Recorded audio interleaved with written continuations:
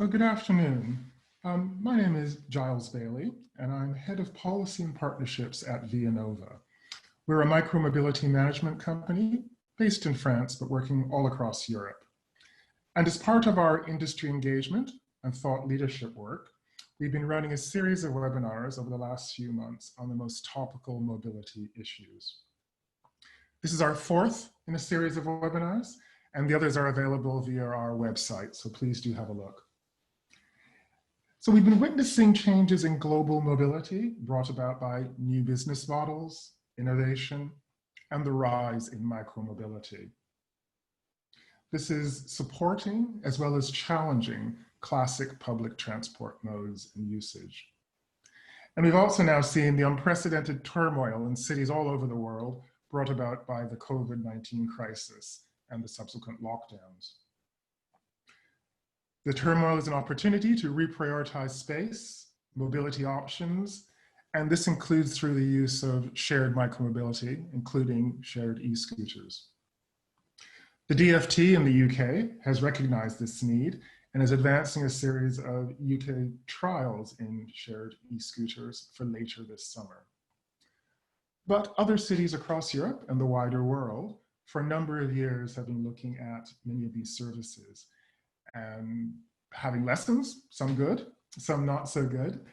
And from these lessons, what can UK cities learn? What kind of advice can be given to them? What are recommendations to ensure that mobility, shared micromobility in this country comes to a successful and useful outcome? So we have three speakers this afternoon. I'm just going to give you a little bit more context before we go into our first speaker. So, and again, within the UK, there have been a series of future mobility zones, and these predate the COVID crisis, with government funding for cities around the country looking at innovative mobility, including micromobility. Clearly, the DfT has announced the trials for later this summer in UK cities. And the first one has actually already gone live, and that's in Teesside in the Northeast, only a few weekends ago. But the government, policymakers, stakeholders are actively debating the good, the bad, the issues around e-scooters, and that includes the Parliamentary Select Committee on Transport only a few weeks ago. But transport is changing and will change as a result of the crises. There are many reports out there, and I've just highlighted one here from Transport Focus, highlighting some of the reticence and issues that people feel about returning to classic public transport as the economy and businesses reopen. And I guess briefly highlight good examples. Two photos. One is Northcote Road in Southwest London, a fairly busy bus route. That's been, for the last few weekends, turned into open space for pedestrians, for retail, for shared micromobility. And the other photo is in Preston in Lancashire, again, dedicated space for micromobility. And finally, the question is this all about the big cities, the metropolitan areas, rural areas, small hamlets? Very different user cases, but again, how can they all benefit from shared micromobility? So, very happy to say this afternoon, again, we have three speakers. And as we go through the speakers in the whole event, please type your questions online, and we'll talk about them and discuss them in the second half of the webinar after our three presentations. So please, questions are welcome. Firstly, I'd like to introduce Richard Dilks. He has been Chief Executive of CoMoUK for the last year. CoMoUK is an organization that's playing a leading role in the UK's transition to integrated mobility solutions designed for public good. These include car clubs, bike share, 2+ ride share, demand buses, and scooter sharing schemes. Previously, he was a program director for transport at London First for 4 years, and prior to that, a board member at London Travel Watch for 5 years. Over to you, Richard. Thank you, Giles. Thank you, everybody. Pleasure to be here. Thank you for the invite. So I've been given strict instructions by Giles that I have 5 minutes. I'll do my best to stick to that. So let's crack into the slides, please. So very briefly, what we cover as CoMo. Giles has mentioned a good chunk of that already. We work particularly through accrediting operators in car, club and bike share. through research in both those spaces and more broadly. I've done some interesting research recently on the future potential of shared transport in Scotland and similarly in London. We are a charity. We're for the public benefit of shared transport. So we have a collective role with operators very much. And we have a wider network of, if you might like to call it, fellow travellers. Also working with authorities is absolutely key to what we do. And that's local authorities, regional, transport, and national. Next slide, please. Thank you. So here's the inevitable COVID picture slide. We are in the midst of a revolution and we don't know how it's going to pan out, of course, but I think we're starting to be able to see some themes and trends. I think the commute is the biggest thing that is not going back to normal. It's going to a different format. We don't know how that settles out yet, but undoubtedly I think reduced volumes, which of course is something that the decarbonisation agenda would say is broadly quite a good thing. But may have lots of knock-on impacts. We certainly at CoMo are finding things increasingly lively in a good way in the active travel space as it blurs into shared transport schemes. And I hope that is not going to go away. I think that's not going to go away. But it is a time of huge uncertainty, and shared transport is a market that doesn't have a subsidy by and large, indeed often pays to operate. So the revenue implications of shutdowns are significant for operators, and so I'm always watchful of the damage that can wreak. I'm actually glad that we've got as far as we have without more ructions in the market. But this is a market that is not getting bailouts. I think we should bear that in mind as we think about decarbonisation trajectories to 2050. Next slide, please. Thank you. So e-scooter trials are happening in the UK, as Giles mentioned. We think this is very positive. So we've formed up a membership category, which we're not accrediting, not at this stage anyway.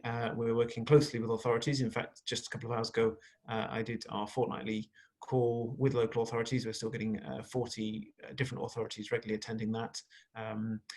We're playing in a sense, similar role with both authorities and operators of trying to collectivise issues, trying to find the consensus, trying to build bridges, and do that with third-party groups such as safety groups as well, trying to get the best design we can into the trials while moving at pace, which is really important on this. This is a COVID response measure from the UK government, and it's also very nice to see something in surface transport that is moving at speed in policy terms. The more of that in the future, the better, frankly, as long as moving in roughly the right direction anyway.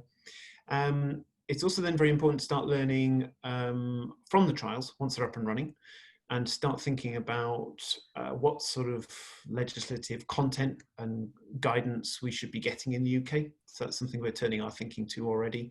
The government is not committed yet to legislate to make e-scooters lawful in the long term, but we are running with the assumption that it will, and so starting to pull our thoughts together on that. Next slide, please. This is to remind us that, of course, scooters aren't just going to land from outer space into a vacuum. So there's lots of other mobility options for people, and there's particular interrelationships, which I think it'd be really good to understand in a UK context as the trials go forwards. I see a pattern here with scooters that I see more broadly a lot, which is that the new thing gets blamed for a lot of stuff. It was rather the same when bike share first came in its so-called dockless format. And indeed, I note that people are still talking about dockless bike share as if dockless bikes were scattered around the country willy-nilly, which is actually just not the case. And that operators are operating without authorities' permission, which is also emphatically not the case. So I think with scooters, inevitably, there are concerns around them, some of them much more well-founded than others. One of them is that they will automatically cannibalize out of better modes. Now, no mode apart from walking is absolutely perfect in the sense of not taking away from any other mode. The thing I think we have to understand here is what are the proportions as we learn through time with the trials, and what do we really think is a bad shift versus a good shift. To take an example, a shift out of walking sounds bad on paper, and in many instances might be, but if it's cutting down someone's journey time, if it's facilitating them doing other journeys in sustainable ways, if it's helping them participate in the economy or access leisure opportunities and so on, I think we should bear all that in mind. Next slide, please. So we've drawn up some high-level principles around the e-scooter trials. We did this back in May and June. I'm not going to read these out. You can do that, of course, but they're just some starting points. So we have here the things that we feel operators should be doing. And we drew these up in concert with authorities and operators. So this is something that we got consensus among operator and authority communities on. And I'm hopeful that we see trials follow on these sorts of bases. Next slide, please. And here's the partner set for authorities. So you'll see that a lot of what we're trying to do at CoMo is reflected in these, in the sense that we often play a brokerage role between authorities and operators and other stakeholders, as I was saying. It really matters what authorities want, what public policy goals they're trying to hit. It's absolutely crucial. But it doesn't mean they're automatically correct about everything, or they've automatically got the right idea about how to go about something. Next slide, please. So you'll have spotted that this is London, but I'm using this as a proxy for any area, actually. This slide is meant to demonstrate the lack of boundaries that are within this map. So there's another version of London, which is the local government map of London, which is 32 boroughs and the City of London, and TfL as a highway authority for the 5% of the roads not controlled by boroughs. That's a highly problematic setup, and I'm delighted that there are efforts underway, but not completed yet, to have a multi-borough trial area for e-scooters in London, something we're intensely supportive of. But there are lessons here for other areas too. So I'm hoping that the speed with which e-scooters is setting up as a trial area effort and COVID are combining to put some force and focus onto issues that have long hampered shared transport in the UK, and that we can move towards some resolutions. Because to take the London example, we therefore have 32 plus 1 plus 1 potential ways of doing the same thing. So we see this running live in bike share all the time. It's intensely dysfunctional. It absolutely doesn't work for users. It doesn't work for authorities, and it certainly doesn't work for operators. It drives in cost and inconvenience and frustration. So we actually in London haven't really seen a mature bike sharing market despite all these years, despite the level of investment that's gone in. So hopefully e-scooters are, are a pump prime or an energizer here more broadly. Next slide, please. This is meant to symbolize data. So that I think this is another way that e-scooter trials will move things on in micro-mobility, just mobility more generally in the UK. And it'd be very welcome if that's the case. We're seeing central government define what it wants in terms of data from a transport mode in a way that certainly outside public transport, it has not hitherto done. Broadly, that's positive, although it needs to be done well, and we're in the middle of the thrashings about exactly what that looks like. We're seeing some authorities go out to procure their own data platforms, which I think, again, a positive thing. We're seeing in other parts of shared transport, more advanced conversations. There's a developing framework around car club data, for example, that I'm hopeful CoMo can get behind, and that authorities could then pick up and use, because shared suffers, and I don't want e-scooters to suffer from this, of not being measured and therefore not being so managed and not being so understood and not being so thought of. Part of what I'm trying to do is to get shared into the mainstream fabric of transport planning. And one way to do that is good analysis of good data, which therefore should lead to good decision making. Next slide, please. Finally, this is an idea from us, pulling in ideas from Europe and the States about ways to combine all these things, which I think is very important. This is the physical version. This is a mobility hub, as we call it. You can think of it as a community hub. It's where shared transport, active travel, public transport come together, maybe with some delicious ice cream and good Wi-Fi. There's also a freight component to this. You'll perhaps spot the Amazon type pickup and drop off lockers there. It's a way of thinking in the network sense, which again, the data moves will help with, which again, melting down borough boundaries will help with, and so on. And starting to think about how to systematically provide carrots for sustainable movement, and also perhaps wield some sticks. So one thing you can do with these is take out private car parking, for example, as well as put in these more attractive features. Tried and tested concept in Northern Europe. They've been at it for years and years and years. We're just starting to get going here in the UK with it.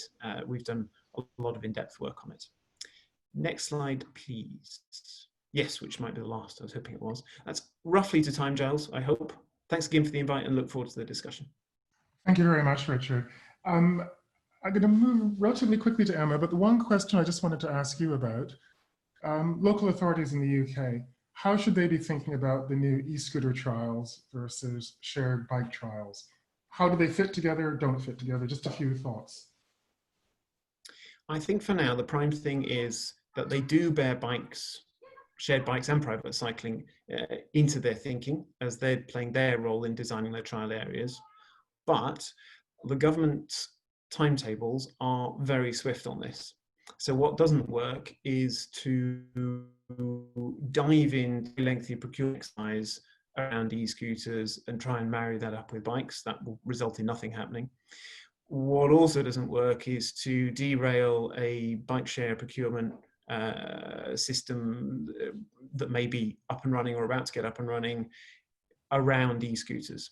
So you need to, I think of, if you want an e-scooter trial as an authority, you need to be, or probably have got going already, but certainly get going right now. Do that mindful of cycling and shared cycling. If you're also doing bike share procurement, I think you need to press on with that, a little bit mindful of e-scooter trials, but we can't, I think at this point, fuse them in together very well. Timing just doesn't allow that. It is a massively important thing to think about and learn from as the trial areas go forwards. Once e-scooters, on presumption they become lawful, then I think it's a very different picture. And then you've got to have integrated planning and action across both and beyond. Okay, thank you very much, Richard. So go directly over to Emma, who's from BIRD. Emma is the head of public policy and government partnerships for Northern Europe at BIRD, a final mile electric vehicle sharing company. She's a former special advisor to the UK government, appointed to the environment and then the transport briefs during her time in Westminster. A lifelong Londoner, Emma moved to Holland 2 years ago and now lives in Amsterdam with her husband and 3 bicycles. Over to you, Emma. Hi, Giles. Thanks for that introduction. And I think Richard did a really great job of sort of setting out why these trials are important. BIRD is an electric scooter operator, so we have taken part in and helped to shape dozens of trials and pilots around the world. We also operate our scooters in 125 markets across 10 countries. So we manage a daily aggregate fleet of over 100,000 scooters across the world. 9 of the cities that we operate in, we have fleets of 5,000 plus vehicles. I've only just got really 2 slides for you today. So this slide, and Giles, if you move to the next one. For those of you who can't see the slides, don't worry too much about it. There's just lots of pictures of people looking really excited about micromobility on here. But just wanted to pull out a few sort of thoughts about what are the best policy tools and how should we be thinking about trials from a policy perspective in the UK. Globally, riders have taken, I think it's close to 70 million rides on birds across the world. And yet in the UK, that number is a lot smaller. We've actually been operating on private land in the Queen Elizabeth Olympic Park for the last 1.5 years. And we've seen about 40,000 rides there. But electric scooter sharing is basically brand new. So I think there's a huge opportunity here for the UK to learn the lessons of what's gone wrong and what's gone right in other countries and in other cities. I think to pick up on one of the points that was made by Richard, data is a really important part of that. That data collection piece will be the thing in the UK that allows the government to have an evidence basis on which they can inform the future legislation. Because at the moment, all that they've allowed is trials of scooter sharing. They're not going to legalise electric vehicles until those electric scooters, sorry, until those trials have happened. And we obviously want to see that in the long term, anyone who privately owns one of these vehicles will be able to ride one, and micromobility will be more widely adopted. I think there are always questions about safety. This is a new vehicle, and I completely understand that.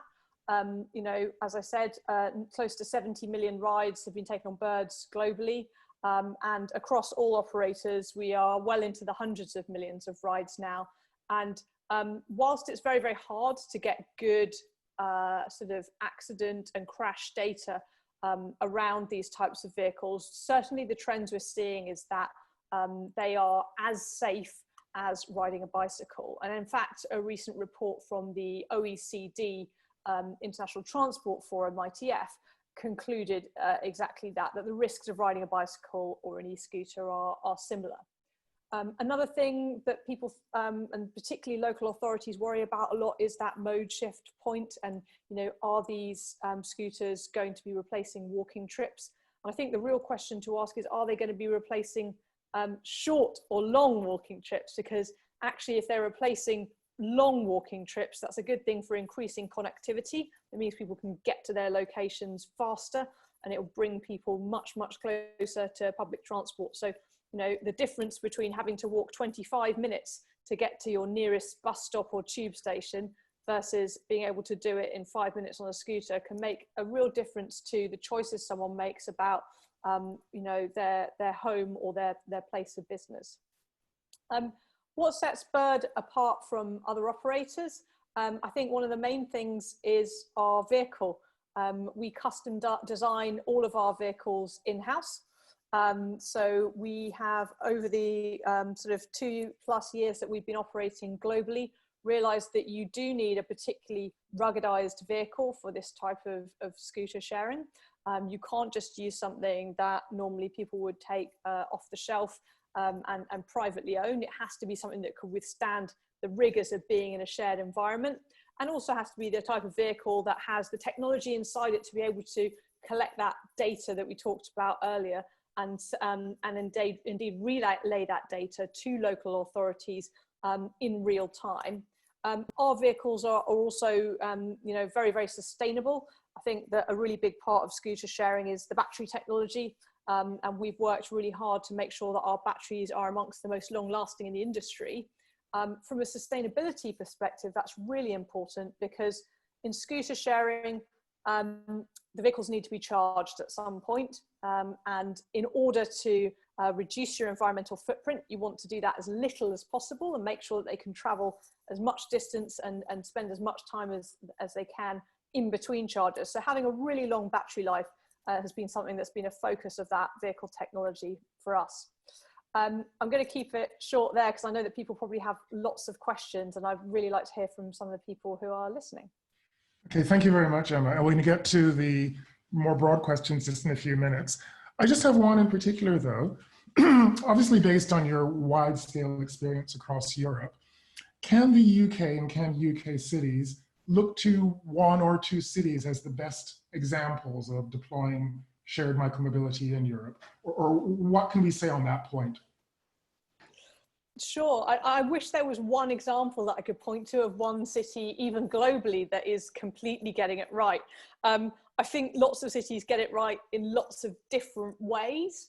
I think that places like Lisbon have really got it right on parking.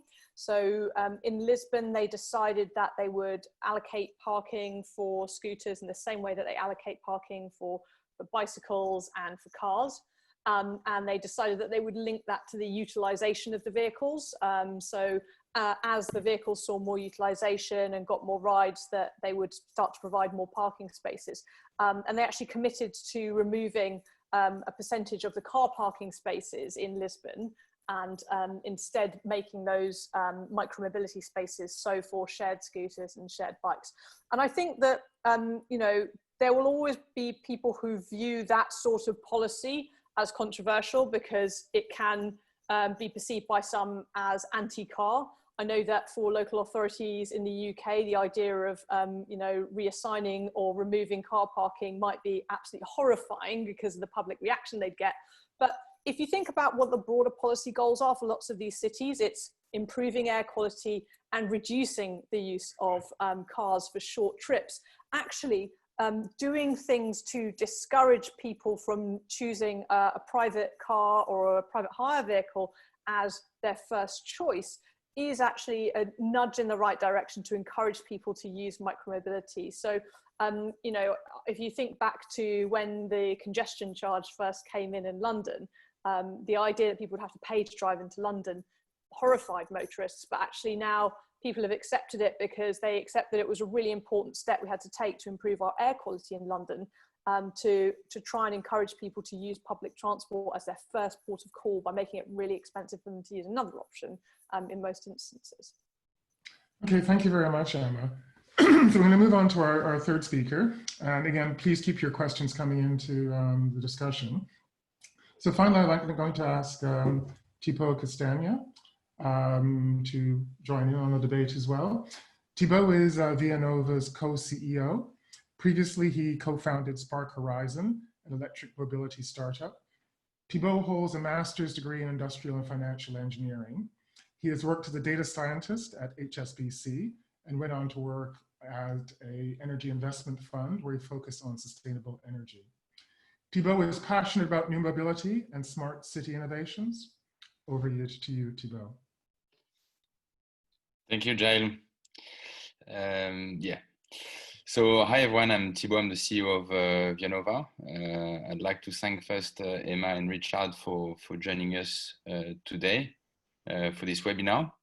If you go to the next slide, Giles, I would like first to introduce briefly Vianova, and then I will actually head directly towards slides on data and data sharing, which I think was already addressed partly by Richard and Emma.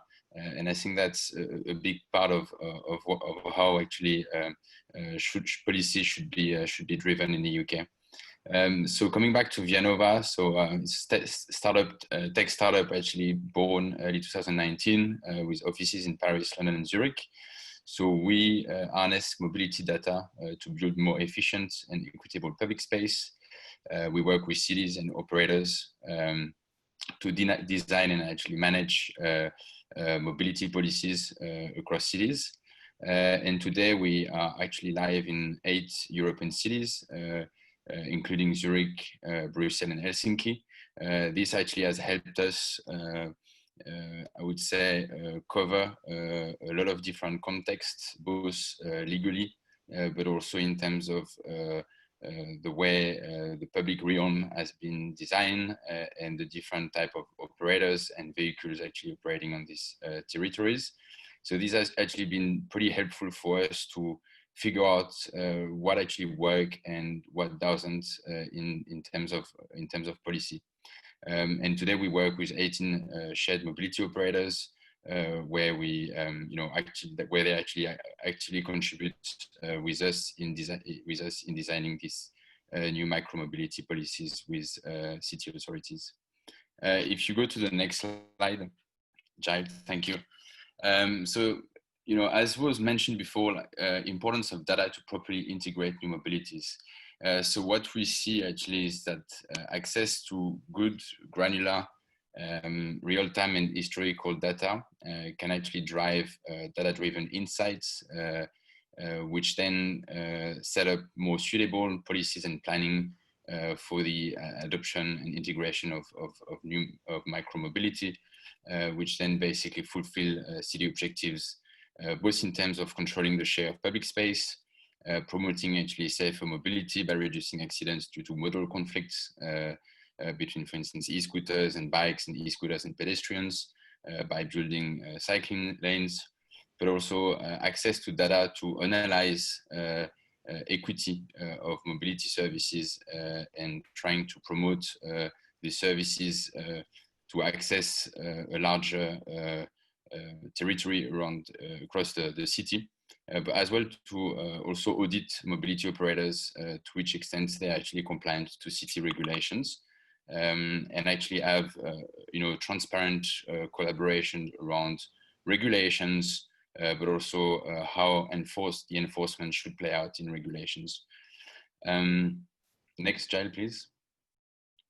Not only to say actually that all these vehicles are actually connected. So I would say the opportunity there is actually for city authorities to start collecting real-time and historical data from these connected mobility fleets, so as to drive decisions around policies and urban planning. So I'm going to take three main examples actually as what we've seen in cities that are I would say the main issues that happen actually during the integration of micromobility. So the first one is parking. Parking, I would say, is the fear of most city authorities on how they can actually, I would say, how they can actually control parking of e-scooters. The fact is that in most European cities, in American cities, generally curbsides have been designed for single occupancy cars. And as you actually want to promote sustainable mobility and promote actually modal shifts, city authorities also have to ensure that there is a spatial shift in the way they actually allocating space to the different mobility modes. It actually comes by creating this adequate parking infrastructure in cities, so that actually users can actually park safely in these areas, and also not actually park in sidewalks, which are generally dedicated for pedestrians. So we saw that actually across all Europe, that a lot of cities have created a network of mobility hubs that we could call to promote multimodality, but also to promote better parking. This has come with different level of implication or size, from Paris to Lisbon, Brussels, Bordeaux, even Vienna in the city centers. So you have across a lot of European cities, I would say, projects already done actually a deployment of these mobility hubs. And coming from the data, looking actually at how one can actually preserve the customer experience, is actually coming from the data using pickup and drop-off insights to actually steer urban planning decisions in way to actually locate this network of mobility hubs. So this is an example that you can see on the right side, where in Brussels we actually use the pickup and drop-off insights of 7 micromobility operators to actually help designing new mobility hubs. Then there are a couple of policies that could be set up by cities, whether this is actually a full enforcement of parking for all drop-off, finish the trips, or whether this is actually an enforcement of the parking for the deployment of the operators or redeployment, depending on how basically the parking issue is acute across the city, and it could also be depending on the actual zones in the city, whether this is actually enforcing parking on mobility hubs in the city center and actually have a free floating model in the suburban areas. And again, that's depending on actually whether this is the carrots or the sticks, or the stick is full enforcement on the operators and fines on the users, or whether it's actually the carrots on nudging actually user behavior to park directly on these hubs. Yeah. If you go to the next slide, please, Jail. Thank you. So it's an example of all the parking hubs that have been created across Europe, where you see here examples in Brussels, Bordeaux, and Paris. So that's generally something that we see as very useful, and that's kind of that's also the type of decisions that show a certain commitment by city authorities in the long term for the promotion of shared micromobility. Next slide. Again, also like equity. So equity has often been, let's say, raised as an issue by among European cities in a way that private mobility services that are actually using public space should be aligned with the city objectives and actually promote transportation solutions across all communities, all backgrounds, and across the whole territory. Obviously, there are some business constraints around that for operators in terms of making their business work. But as an example here, we can see that in Brussels, across 19 communes, actually 2/3 of the mobility fleets are deployed in the main two communes, which are Bruxelles-Ville and Ixelles, which are the most central and richer neighborhood. So that actually has posed certain issues across other communes in terms of, should actually these operators be allowed across the city since they only actually serve one part of the population, which has always, came as an issue in our discussion with the city authorities. And coming back to that, I think there are a couple of policies that could be set up again, either, through an enforcement or actually through specific nudging by actually playing with fees and subsidies on whether actually we could lower vehicle fees on these certain like outskirt neighborhoods or actually even subsidize some of the trips, taking place in these neighborhoods, starting from these neighborhoods. But also actually, this could actually come from, state perspective, is imposing minimum fleet share in certain neighborhoods to actually be granted the license. Next, please, Giles. So last, infrastructure. We've seen also post-COVID, a lot of cities, and that's very, very good signs across Europe, want to promote micro-mobility. And, from Paris to London, Berlin, Milan, etc. We've seen a lot of mayors actually taking pretty bold decisions on building cycling lanes. And data can be very helpful to build cycling lanes, especially when we actually collect the telemetry from all these vehicles and we can actually map very accurately the most used corridors and compare that to existing cycling lanes and then drive new investments into like new lanes so as to actually protect micro-mobility users. So that's an example here in Brussels, where you see actually in red, from red to blue, the most used corridors by the micro-mobility vehicle use in the city.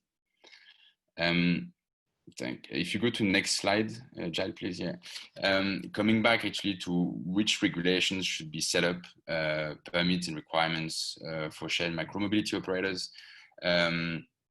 I'm not going to go into much details around that because there is actually a European policy guidelines that we edited around this topic. But generally, we see requirements on sustainability, equity, safety, use of public space and data sharing are being important as part of these permits or tenders.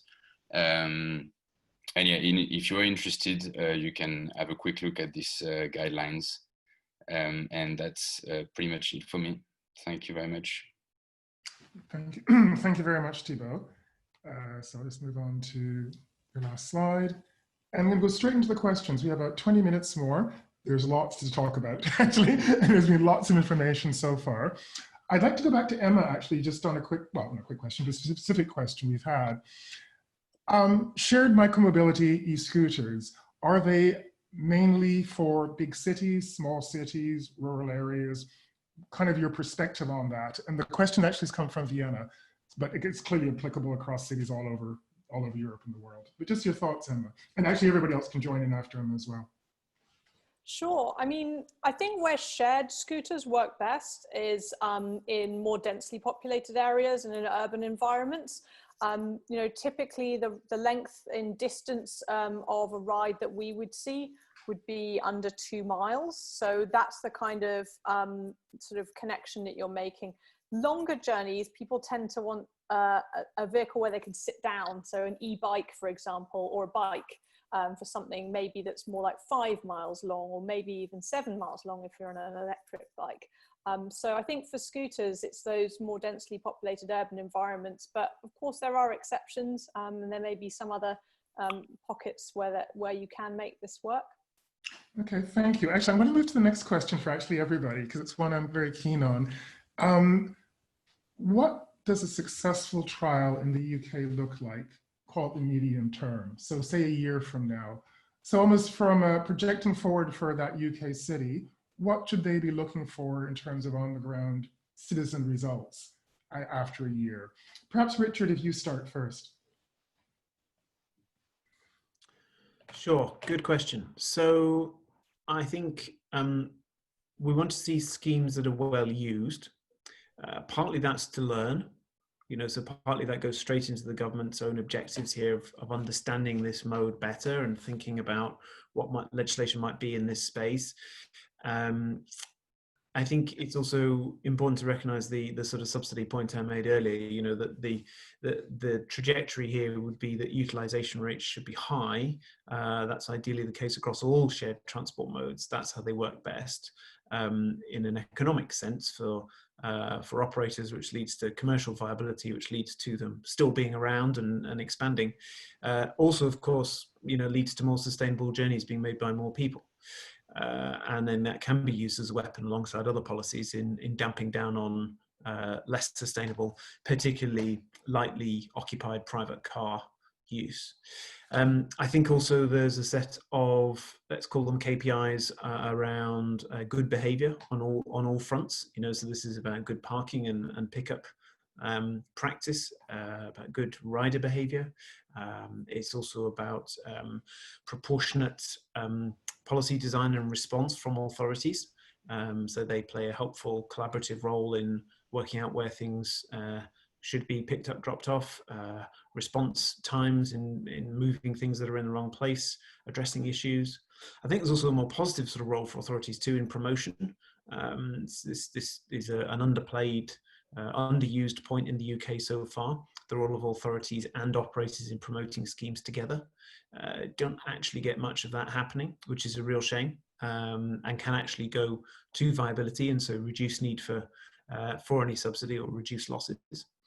And then I think they come back to the sort of the data piece and being able to glean out of this what is really going on, who's riding, who's not riding, why, how are they riding, other aspects around them, the demographic data that DFT is hopefully going to collect, and plumbing that into a wider understanding of movement in that area, and using all of that to then think, right, how do we legislate in this area and more broadly? Because I think with legislation, there's a real chance here to have something on the lines of a modern sustainable transport bill that isn't just going to legalise e-scooters or maybe even other powered ridables, but can help out with other issues we have in the UK that limit us on sustainable transport and therefore harm our ability to get to net zero 2050. Okay, thank you, Richard. So over to you, Emma, and then we'll do Thibaut. Your thoughts on medium term, year and a half, what does a successful trial look like? Sure. Well, I think there's two parts to it. You want the local authorities and the DFT want to be able to learn, and you also want to be able to grow as part of that trial. And the learning part is, that comes from all of the data and sort of feedback that you're going to get from how the vehicles are used, feedback from riders, feedback from the wider community. Maybe those who aren't riding these vehicles will have a view on them as well. Having some sort of flexibility to perhaps within that trial period so that you can adapt as you go along to amplify those learnings. And of course, as Richard mentioned there, accountability, and that includes from the operators. If you're going to have shared scooters, they're going to be in the public right of way, and that means that they need to be tidy, and they need to be, the schemes need to be run responsibly.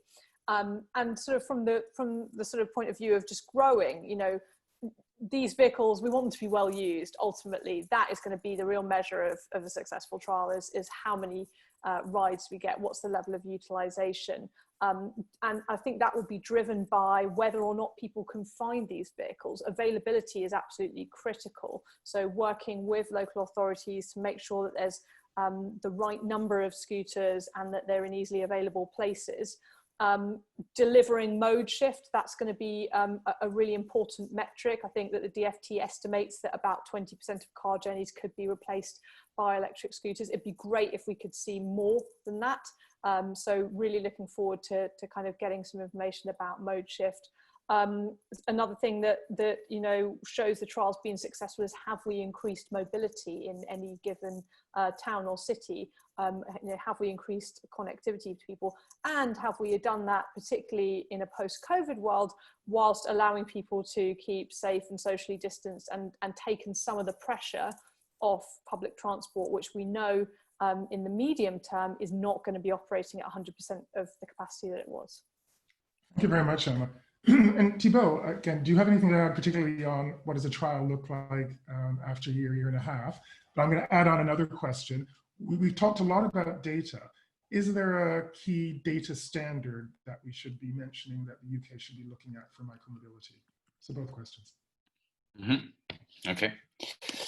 For the first question, yeah, I think usage is probably like, I guess the first thing one should look at, both in terms of intensity, so vehicle rotation, but also in terms of ways of actually users actually using these e-scooters. So that means actually looking at you know, whether they're actually being used for leisure or commuting, weekdays, weekends, and where we actually see an improvement in terms of intensity of usage. I think that's very good signs, you know, to actually carry on these pilots. You know, parking compliance. I think that's you know, probably the most sensitive topic for city authorities. So if operators actually manage to nail that part, I think that's a lot. You know, to gain actually to make it completely lawful in the future. I would add that the linkage to the local ecosystem and specifically to public transport operators, I think is very important, especially like how actually scooters companies can collaborate with, you know, public transport operators to promote multimodality. I think that's looking at, you know, local context in London, Manchester, Birmingham, Oxford, and how they can actually work with you know, public transport. So key standards. Perhaps very briefly on the standards, because I know there's lots of detail in there. So key data standards. Today there are two international data standards. There's one called GBFS, which is mostly actually real-time vehicle availability standard, which is used for travel information, for mostly actually in order to help end users having an aggregated view and plan multimodal routes in their journeys. And then there's another standard called MDS, which is more of a regulatory data format, which is historical and real time, and actually help both actually both operators and cities being aligned actually on transparent regulations. Okay, no, thank you very much. Again, there's lots to talk about and time is marching on. I have a few questions from the audience, but one I'd like to go in straight away is social inclusion.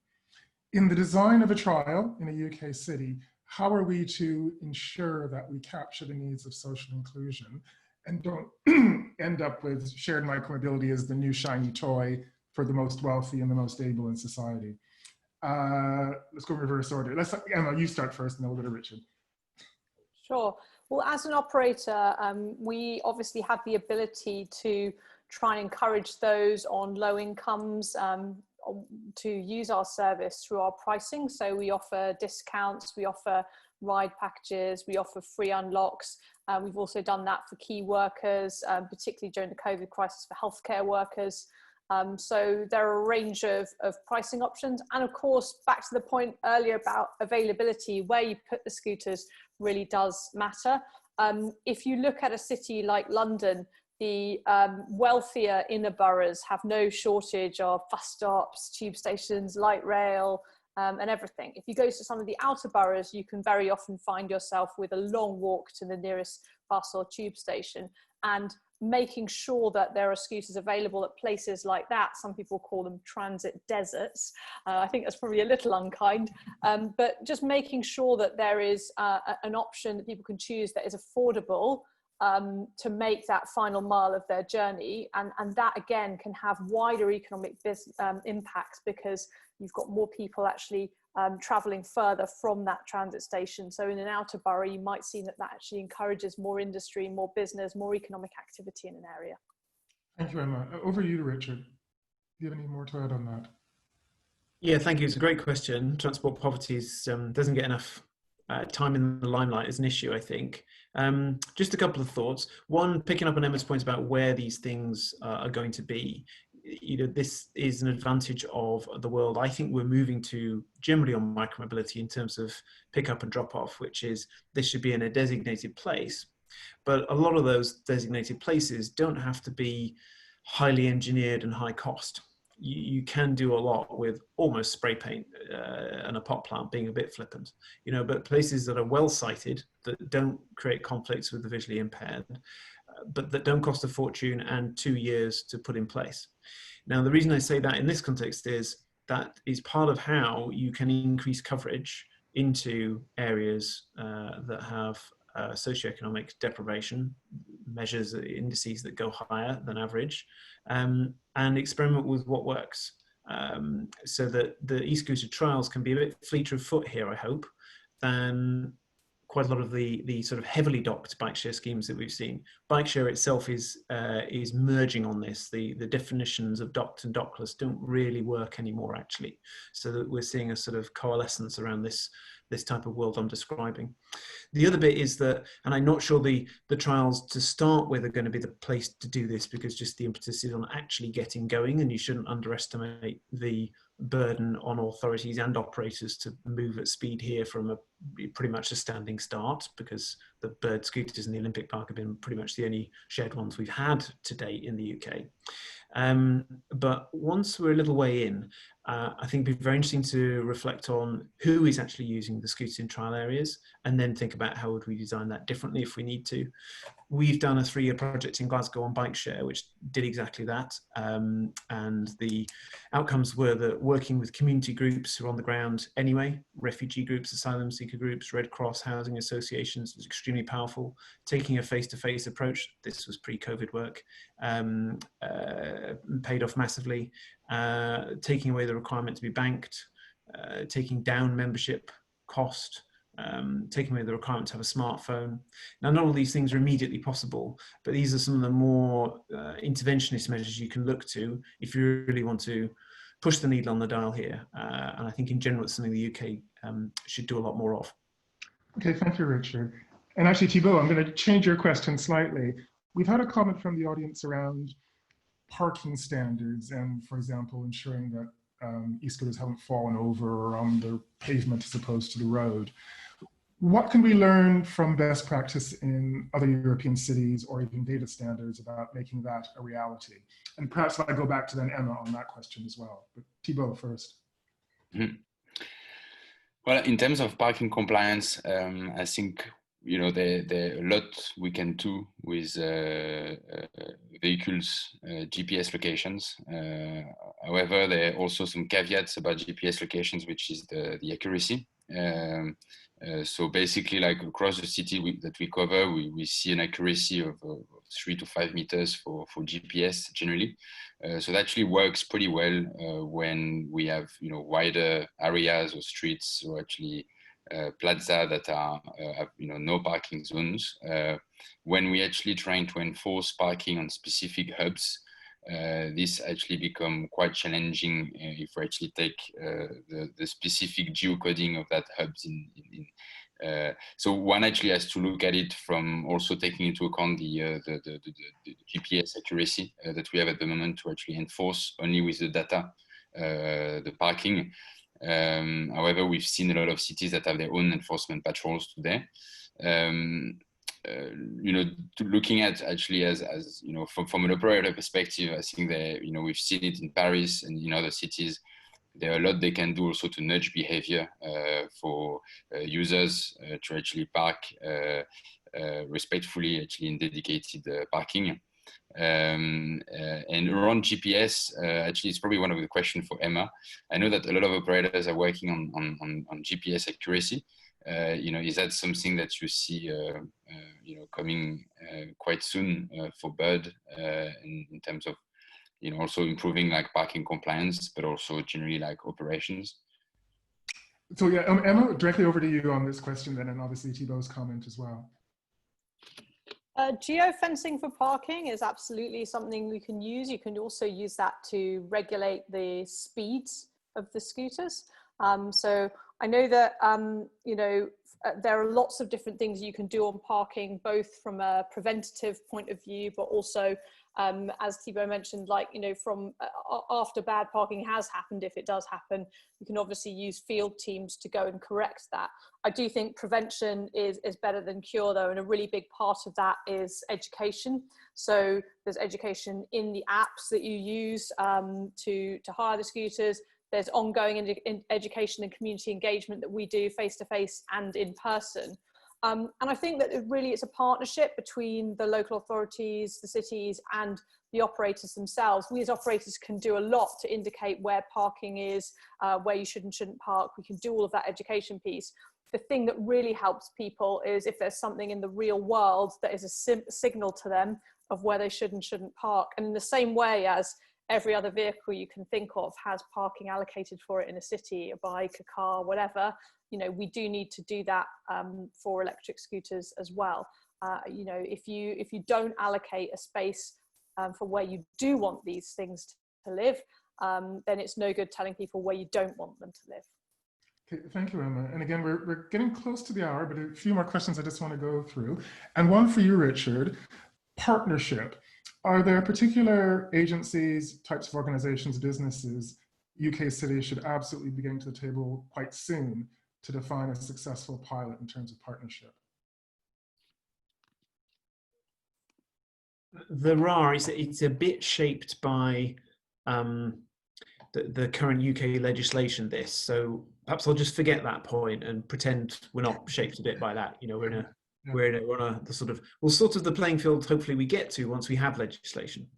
What I mean is just that because they're currently unlawful, the trials are being done in a particular mechanism, fitting under an existing bit of primary legislation, which all makes sense. That's just a sensible way for the government to go about it. But it does mean you get some slightly perverse things about who can use what and where and so on in terms of organisations, etc. So forget that. I think the thing to look for here, and it goes across shared transport, is clusters basically. Is centres of demand where you can sensibly put supply, and you then get good utilisation and good all-round outcomes, as we were saying a little bit earlier on. So some of those clusters are, of course, clusters of people, individuals, in their, if you like, private lives based around where they live and where they go to work. But it's also really important to think about employers. To think about interchange sites, to think about other journey purposes that may lead to clustering, and how to work with those. And I think there's something here about schemes being open to the public, which is what we're talking about here with these trial areas. But longer term, we could have closed and or semi-closed schemes. So we've seen quite a lot of success with this in Car Club. You have a car club take over the pool fleet, even sometimes the grey fleet of people's operations. And it does that, say 9 to 5, Monday to Friday, but then off-peak in the evenings and the weekends, it can be available to people. So then you get even higher utilisation of the vehicles, and you get residents able to benefit, as well as employees or whoever's using it in this sort of closed loop fashion. And you can think of similar things with big patches of private land or hotels or even events-based use. So it's going after those clusters is my point, really. Thank you very much, Richard. And as we're coming up to the hour, so again, for the three panelists, very briefly, if you could just, any final thoughts, and I'm going to wrap another question in. What is the single core lesson for UK cities? Very briefly, Emma, Richard, and then Thibaut. Emma, you go first. One core lesson. You're really putting me on the spot there, Giles. Yes, the core lesson. The core lesson, I think, is work in partnership with the operators, particularly in the UK. We're coming to you with a lot of experience from global operations. We will help you to tailor make something that works for your local authority, for your city, based on you know, all of those learnings from elsewhere in the world. So please don't go off and try and design a scooter sharing scheme in a black box and then come to us and say, can you deliver this? Work with us and you know, let's make a really, really great trial together. Okay, and actually, if I change the order, Thibaut, do you just want to give the core lesson before? Yeah, so I think as Emma said, like probably the first point is good collaboration with the operators. Second, good data sharing scheme. And generally third, experiences from other cities. You know, European cities, please talk to each other. There's a lot we can learn from, you know, pitfalls and good successes. So yeah, there's a lot to learn there. And Richard, your final core lesson? Rough, I get the graveyard slots, so Emma's stolen my one as well. I think it's learning as we go along for me. So, you know, let's succeed fast and fail fast on these things. We won't get it all right, but let's learn from that and then do something about it. You know, and this is where it being a trial and it's meant to be pacey and it's about COVID recovery, all helps, I think. So if things are in the wrong place or they're not being ridden by the right people or whatever the downsides may be, or they're not being ridden enough, you know, let's authorities and operators together work quickly to see what within this trial year to see what we can do about that. Excellent. And again, I think we're going to wrap up at this point. There is a poll on the webinar to let us know your thoughts.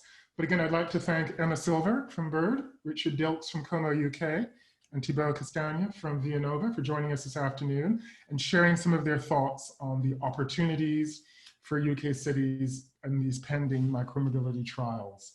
Please listen to our earlier Villanova webinars.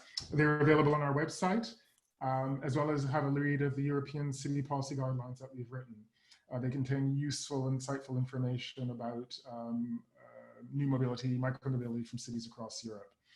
Again, thank you very much. Enjoy the rest of your afternoon.